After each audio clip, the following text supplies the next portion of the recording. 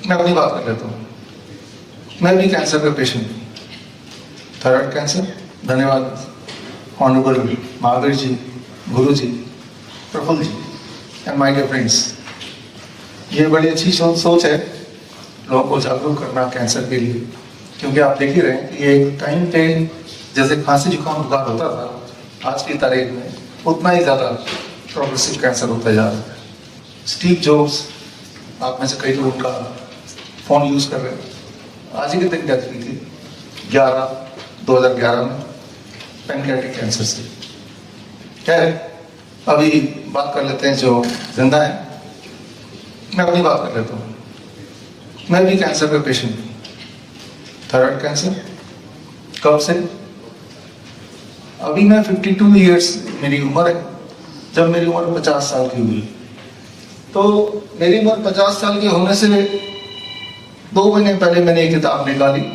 उसके लिए काफ़ी रिसर्च किया मैंने, रैबिट ऑटस मॉडल फॉर कैंसर किया, और रिसर्च में मैंने पाया कि 50 साल से ऊपर के किसी भी इंसान को कि थायराइड में अगर हम बायोप्सी करें, मोस्ट लाइकली उसको कैंसर मिलेगा। और ऐसे ऑटोप्सी रिपोर्ट या ऐसे जो लोग किसी भी और वजह से मर जाते हैं एक्सीडेंटली, उनके ऊपर जब इस तरह के एक्सपेरिमेंट किए गए तो पाया गया आफ्टर 50 ईयर्स ऑफ एज हर इंसान के थायराइड में से बायोप्सी में से अगर किया जाए तो अच्छी तरह ढूंढा जाए तो कैंसर सेल मिलेंगे। उस हिसाब से मैं कैंसर पेशेंट हूँ।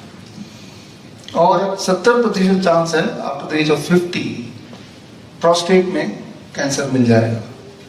तो ये बोलना चाह रहा हूँ कि कैंसर तो बॉडी में होता ही है, कैंसर को हम भगा नहीं सकते। कैंसर इज देयर, और जरूर नहीं कि कैंसर अगर है तो उसी से हमें मरना है। तो सबसे पहली बात तो ये समझना होगा, जब भी कोई बोलता है कि कैंसर मेरी बॉडी से कैसे जाएगा, वो जाएगा नहीं। That is in dormant stage, वो हर एक बॉडी में है। अच्छी तरह ढूंढने वाली बात है, ढूंढने के लिए छेड़ने वाली बात है। मान लो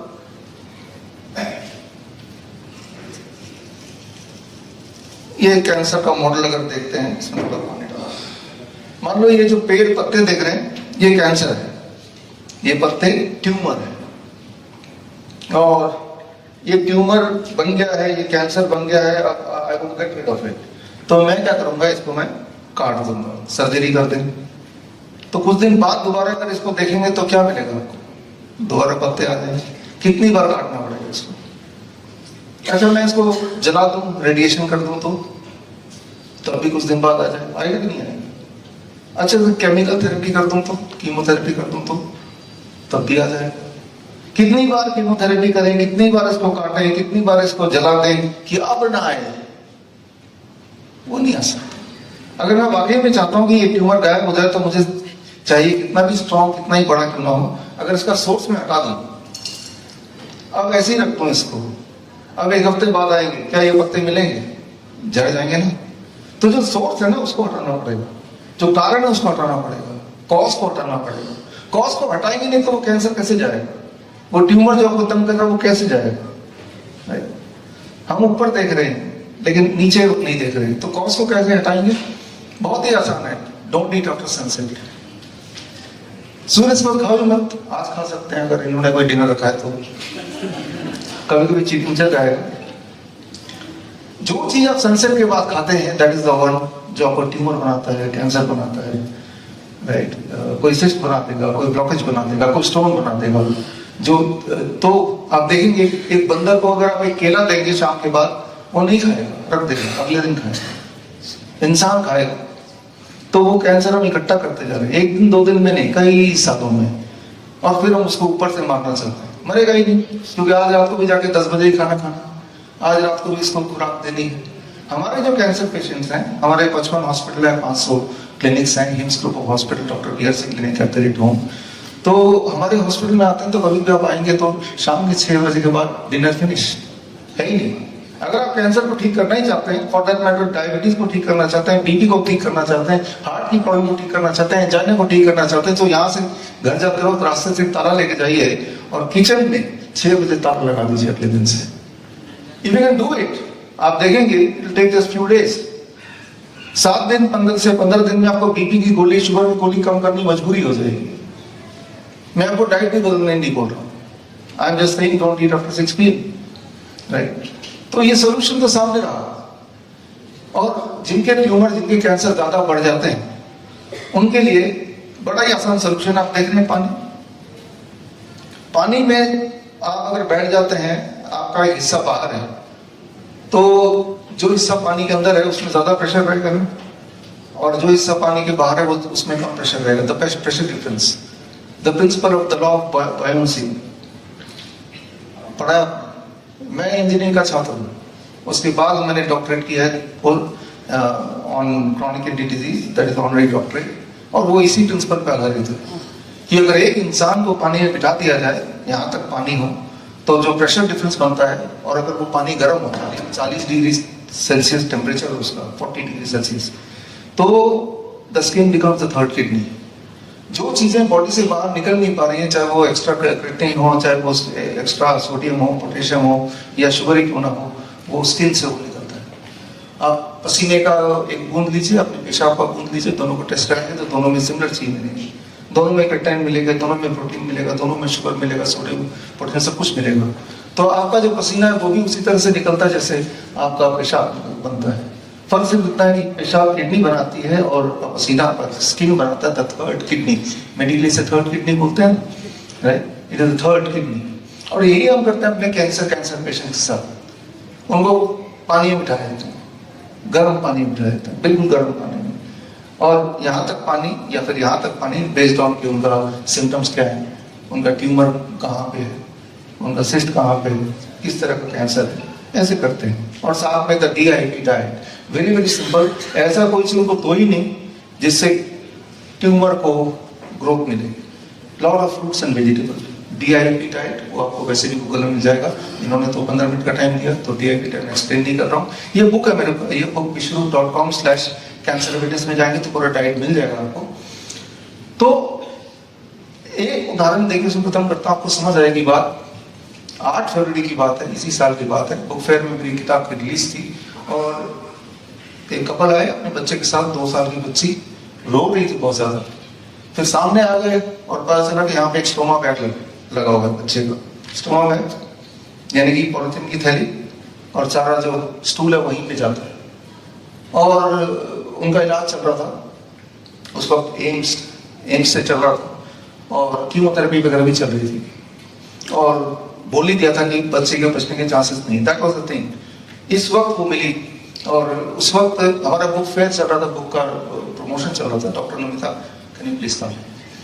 तो इतनी भीड़ में मैंने डॉक्टर नमिता, MBBS MD हमारे टीम की पार्ट है, इनको मैंने उस बच्चे को पकड़ाया कि आप इनको देखो जरा। हाँ, और मैं अगर बुक के उसमें लग गया। अब आप सोच के देखिए, ये एम्स का था और साथ में कौन सा हॉस्पिटल था दूसरा? सफदरजंग। हाँ, सफदरजंग हॉस्पिटल। दोनों के बीच में the parents were shuffling between the 2 hospitals, क्योंकि हालत इतनी गंभीर थी। लेकिन क्या इतनी गंभीर हालत में, जब स्टोमा बैग ऑलरेडी लगा हुआ है, जब ऑलरेडी बोल दिया है कि अब बच्ची बचेगी नहीं, क्या ये प्रिंसिपल काम करेगा? थोड़ा सा ब्रीफ देंगे, और बस 2-3 मिनट ही बाकी है। प्रफुल्ल जी देख रहे हैं हमारी तरफ से, है ना? मैं ये ब्रीफ क्यों देना चाहता हूँ? मैं आपको ये बताना चाहता हूँ कि कैंसर का कोई भी स्टेज है, हमारे हॉस्पिटल में आइए, एम्स ग्रुप ऑफ हॉस्पिटल, हम ये नहीं देखते स्टेज कौन सा, हम ये देखते हैं पेशेंट अगर खा सकता है और अगर वो सांसें ले रहा है तो हम उसको अपने हॉस्पिटल ले लेते हैं। तो we know that this works.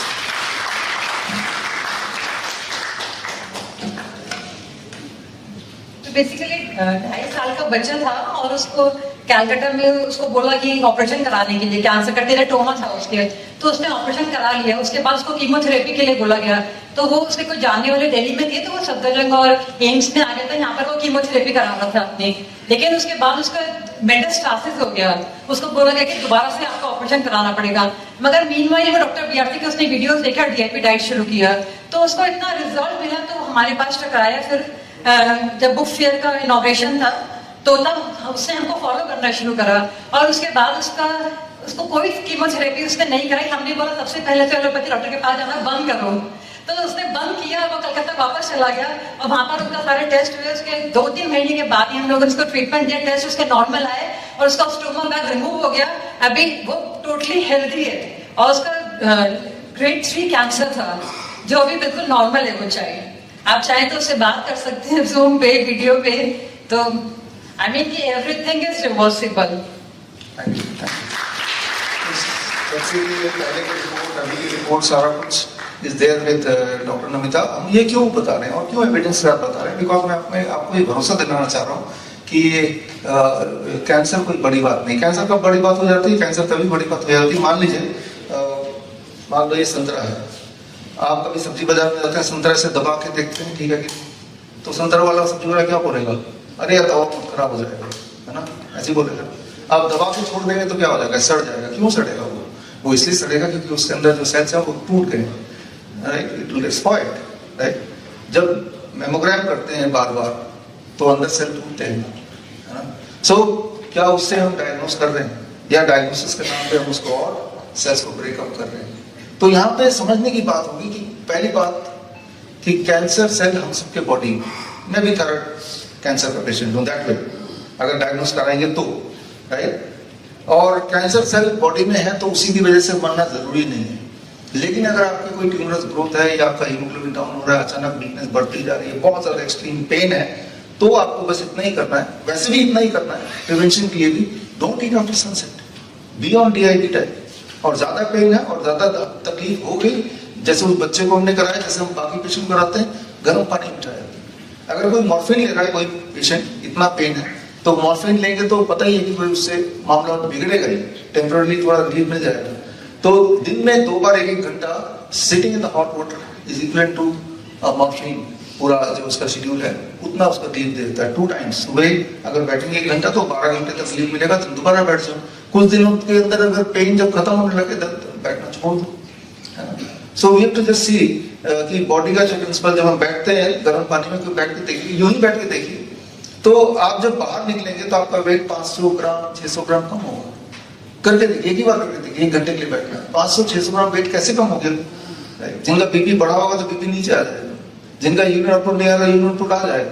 So that is the science कि जब आपका प्रेशर डिफरेंस हो बॉडी के दोनों भागों में, और जब टेम्परेचर 40 डिग्री सेल्सियस हो, your skin become third kidney. जो चीज बॉडी को नहीं चाहिए वो बॉडी से बाहर निकालना। ये जो कैंसर है, जिसे मैं पत्ते को कैंसर बोल रहा हूँ, तो इसके अंदर जो ऐसे न्यूट्रिएंट चले गए हैं जो नहीं चाहिए, ऐसे टॉक्सिक चीजें, उसको अगर हम निकाल पाए ताकि ये दोबारा ठीक से ही रहे, तो वो पॉसिबल है। That is what we call as hot water immersion. तो ये जो भी बातें मैंने बताई, it is very very simple, can be done at home. हमारे हॉस्पिटल में आते हैं लोग, लेकिन हम पहले से ही बता के चलते हैं, ये आप घर पे भी कर सकते हो, but people they do come. आप भी हॉस्पिटल देखने आएंगे, वैसे नहीं देखने आएंगे, आप देखिए अपने आंखों के सामने कि पेशेंट्स, वी से डोंट डायग्नोस, उसको छेड़ो मत, लेकिन जो पेन है उसको कम कर दो, ट्यूमर ग्रोथ है तो उसको रिड्यूस कर दो, उसको सक कर दो। कैसे करो? These are very very simple techniques. जितनी सारी बातें बताई, इनका डिटेल में अगर आपको जाना है तो bishrup.com/evidences, कैंसर एविडेंसेस में जाएंगे तो ये किताब आपको PDF कॉपी मिल जाएगी, तो इसमें आप सारा कुछ पढ़ ही सकते हैं। सो पहली बात तो कैंसर से डरने की जरूरत नहीं है, because cancer is there in our body. लेकिन अगर हाँ आपको डिस्कम्फर्ट हो रहा है, कोई ट्यूमरस ग्रोथ हो रहा है, हीमोग्लोबिन बहुत डाउन हो गया है, एक्सट्रीम पेन हो गई है, कोई नॉन हीलिंग अल्सर हो गया है, तो जितनी बातें मैंने बताई, कम से कम एक बात से आप शुरू कर सकते हैं। इसलिए नहीं कि कैंसर ना हो, कुछ भी अगर दवाई ले रहे हैं, एक बात से शुरू कर दीजिए, 10 दिन तक कीजिए। Don't eat after 6 PM, don't eat after sunset, and you will see some results almost immediately. धन्यवाद, थैंक यू।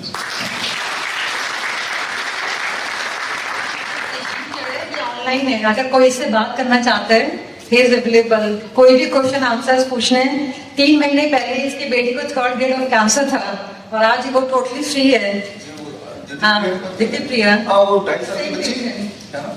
तो ये हम क्यों दिखा रहे हैं? बिकॉज हम आपको ये कॉन्फिडेंस दिला करते हैं कि कैंसर कोई बड़ी बात नहीं है, अगर हम जो भी मैंने बताया वो करेंगे तो, और ये सारा कुछ घर पे कर सकते हैं। कोई से बात करना चाहता है। बड़ी से बड़ी बीमारी का आसान से आसान इलाज घर बैठे ही हो सकता है। अधिक जानकारी के लिए कांटेक्ट करें nearest doctor BRC clinic @home।